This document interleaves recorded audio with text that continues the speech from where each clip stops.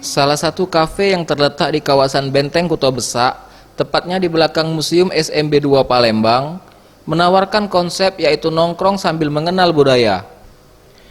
Kafe memberikan nuansa khas kota Palembang, mulai dari interior hingga pengunjung bisa menikmati hiburan budaya Palembang.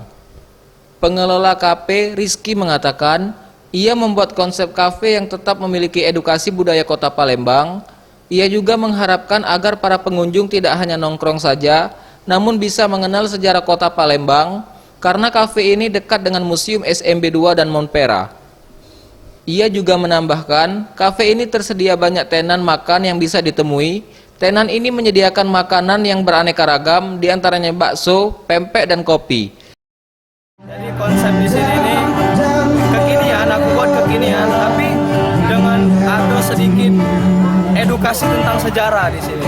Di sini kan kebenaran juga tempatnya belakang Museum SMB. Nah, jadi aku tuh pengen cak mana sih muda-muda nih walaupun tidak cuma duduk nongkrong main gap, main Mobile Legends, tapi juga dia jingok, oh ini peninggalan dari Palembang gitu.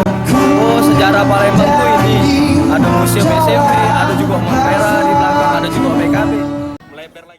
Weli Aep, Sriwijaya TV.